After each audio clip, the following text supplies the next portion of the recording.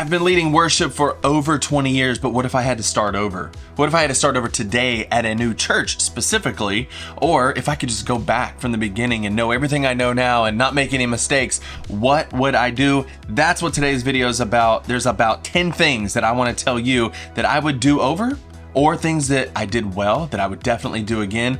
Maybe even some mistakes to avoid. So whether you are stepping into a new role at a new church, or you've never been a worship leader and you're trying to get a job, I'm telling you, this video is what I wish someone would have told me. So let's get into it. The first thing, and I said I have about 10 things, but I'm going to start off with a bonus. Usually you put the bonus at the end, but I'm going to start off with a bonus right now because I just thought of it and I'm thinking, you know what, this is probably the most important thing before you step into a role, and that is to develop your theology of worship. Now, what does that even mean? I heard that for many years, but no one ever told me what that meant. Somebody would ask me, what is your theology of worship? And I'm like, I don't, what does that mean? I don't know what that means. So what it means is you need to come up with a definition of what worship even is. You could come up with your own, or you could borrow someone else's. I have plenty of books like Christ-Centered Worship by Brian Chappell. I just wrote a paper on this, so I got a bunch of books out. You Are What You Love, James K.A. Smith. Habits of Grace, David Mathis. The Worship Pastor, very good book. Unceasing Worship, a little bit more academic, but still really accessible and good. Harold Best. Bob Coughlin, he has several books here. Worship Matters and True Worshipers. Most of these books have a definition up front of what worship is. And in order to develop your theology of worship before you even step into a role, you got to know exactly what worship is. What is it that we're supposed to be doing? If you're going to be the worship leader, you have to define what worship is and what it looks like in the context of a church. And then once you have that definition, you can then implement strategies for in your local church. And I'm going to be upfront and honest. We talk about this all the time in my internship. I have an internship at my church, and I use the Worship Ministry Blueprint internship. It's a done-for-you worship internship where you go through and learn all things worship. And these are the kind of things that we talk about. We talk about a theology of worship, understanding what we are doing and how to implement the vision into a worship ministry. If you're at all interested in that, it's everything you need to know. Click the link down below. It's made as an internship where you get all these guides to implement this internship at your church. But you can also just do it by yourself. You can just get the single pass and take it first if you don't have any interns yet, and then you can add users later as you develop an internship. So you could watch all the videos, 50 plus videos. There's worksheets and charts, and it goes through all of this stuff to train you how to be a worship leader and to go into a new ministry. And it's excellent for you to train other people so that you have a pipeline of worship leaders. So I'm going to get that out of the way. Develop your theology of worship. Come up with a definition. What is worship biblically? What do other people think worship is? And then we move into the practical 10 things that I would do at a new church. And number one is meet with your pastor first. Obviously, you got hired on at this church, or you're about to be hired on. You need to meet with this pastor and understand what the culture is at the church. What does a win look like for him in this new role as a worship leader? Is he bringing you in to make changes? Kind of like my last job, or the job I'm at now. They brought me in to make some changes. Or are they bringing you in because they are down a person, but they don't want to make any changes? They just want you to fit their model. You need to know this stuff up front to know what you're getting into. Also, when you meet with the pastor, it helps me to do this, is to make sure he's got your back. When you eventually will make changes, you need to make sure you have the support of the pastor and you're not fighting the pastor. I hear a lot of worship leaders coming in and they'll tell me I try to make these changes, but the people don't respond well. The pastor's not behind me. And I'm like, whoa, you're making changes without the pastor being behind you? That's the first wrong step. That's why this is number one. Meet with your pastor first. If you're in a new role that you are not expected to make changes and you start making changes, that's on you, not them. Unless the pastor is a liar, and then maybe you shouldn't be at that church.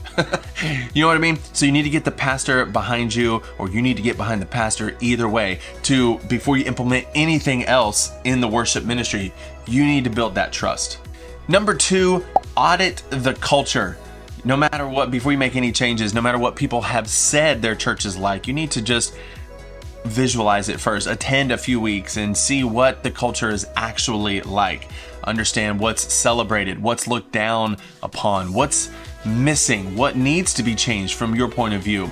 Understand the culture before you come in and make changes. Do people accept change very well? If you don't know, you need to understand, maybe have some conversations of what change was like before and what is it going to look like when you start making changes. These are really good things to know before you start making any changes. Understand the culture. Number 3, and this is something I did at the church I'm at now, I'm so glad I did it, and that is to schedule one-on-one times with the band. I don't know if I got to every single person, but I did this for a lot of people. And for me, it was more of a re-audition time. I wanted to just get to know them, also hear what they could do. You know, if they play electric guitar, I'm like, hey, let's have a meeting.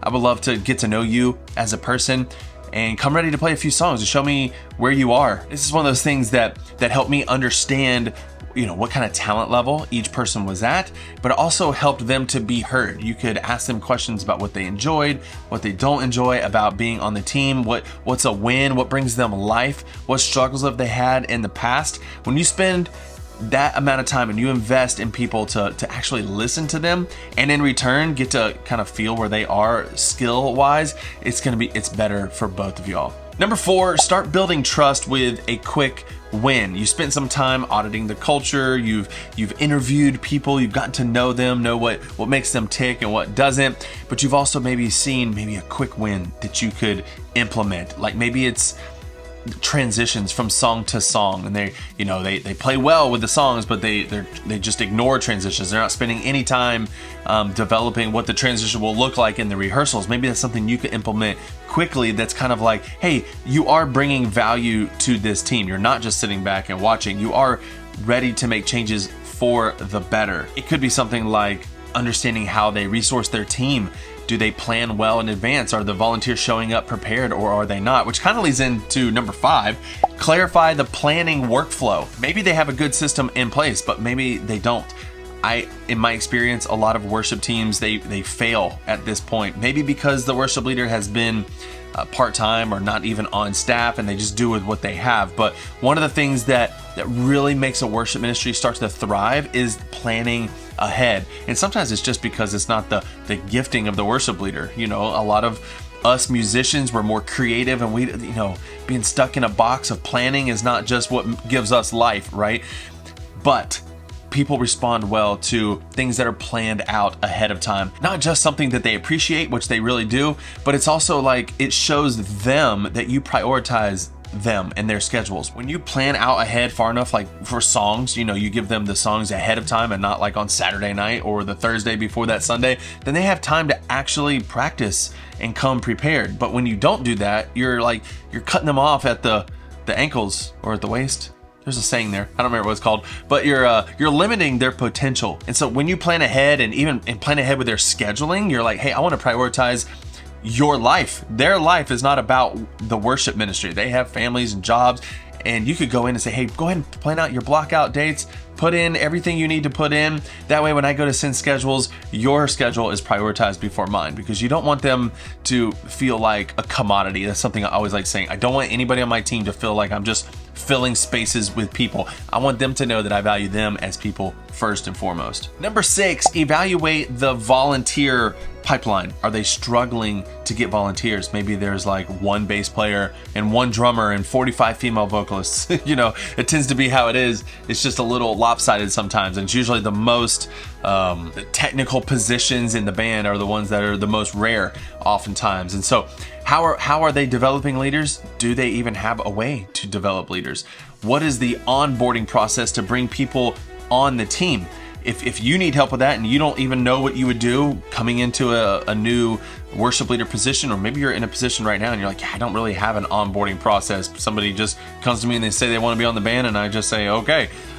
If you want something a little more official, something thought through and planned ahead, I actually can give you my free complete onboarding process. Just click the link below. It's a video training with some downloads, my free gift to you. So if you want to know what I do every single month at my church as we are adding new people, that's the process down below. Go click it. Number 7, check in with the tech. Are there any problems? Does the mix not sound very good? Are the lyrics always late? Are people's mics cutting in and out? Like, what are the tech issues? And then come up with a strategy on how to repair, fix. Sometimes it's just money at the end of the day.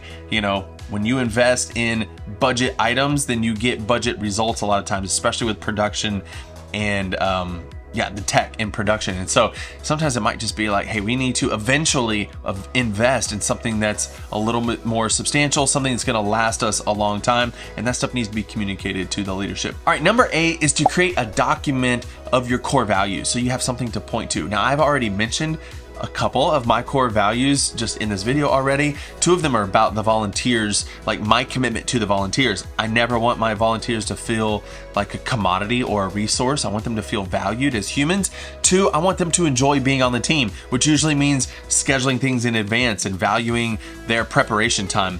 I also want to be a team that is always growing, which is why having a really complete onboarding process is important. And we prioritize congregational singing. That is the other value. It's not about music, it's about singing. Our job at the end of the day is to get the church to sing to their creator, not just have music. And a lot of times that can be confusing in music ministry. We use music to point people to Jesus and allow them to respond to him through singing. That's the main goal. One of the things we talk about in the internship. All right, number 9, pick a big rock to tackle within the first 90 days. Something that might need to be changed immediately to send the team in a right direction. It could be changing the culture of how people talk to each other. It could be something technical. Like for me, one of the first things I did, because we are an ascending church, I wanted to prepare anybody on the team to be able to go to another ministry and feel prepared. And so I did not implement like a click, or I didn't implement loops and tracks first thing, but I did implement a click first thing within the first 90 days. And I had some pushback, and I had to bring people along and share with them the value rather than just be like, whoa, we need this click. No, I was like, hey, you know what? We're ascending church. A lot of churches do use a metronome or a click and guide in their ears. And so I want everybody to be able to go play at the church down the road when they need help. And I want everybody to be equipped to be able to do that. I also had some really good people on my team that kind of took it as like a slap in the face for me to think that they would need to play with a metronome that would like belittling their skill. And I was like, that is totally not it. And this would be something I would say to them, you are very skilled, but not everybody on the team is. And all a click does is gives us a objective reference to the speed of the song, because people like me, when I get excited, I start strumming a little bit faster, and it keeps arguments from happening. Like somebody would say, oh, you're rushing the song. And the other person's like, no, actually, I thought we were a little slow. And if you have a click, you just ignore, you bypass all those unnecessary types of arguments that do happen. I've been there. Let me know down in the comments. Do you guys fight about the tempo of the song? Those of you who don't use a click, use a click. Use a click. You should use a click. And if you ever do want to implement tracks or have like a special video where you're like playing the song to a lyric video, you'll need to be able to play to a click. And so it's good for the volunteers to know how to do that. It's raising their level. And if some people just don't like it, even after you've shared the values with them and they have like maybe an attitude or something, that maybe being on the team is not for them. And that's just something you'll have to address as you get closer to it. The last thing, number 10, is prioritize your walk with God. You can't lead worship in a church or lead your team well if you're not leading yourself well. And this is one of the things I wanted to say because it often gets overlooked. If you're not taking care of your own soul, you will have nothing to pour out in ministry. You have to take care of yourself. You have to allow God to work in your life and be a real worshiper before you can lead others in worship. I hope this video was helpful for you. Check out the free onboarding process. If nothing else, it's my free gift to you. But if you're serious about taking your worship ministry to the next level and understand how to be a more well-rounded worship leader, and to build a pipeline of future worship leaders at your church, which is always the struggle. We always need more qualified worship leaders. Check out the Worship Ministry Blueprint internship. Do it. Go check it out. All the details are down below. Thank you so much for watching. I'll see you in the next video. Bye.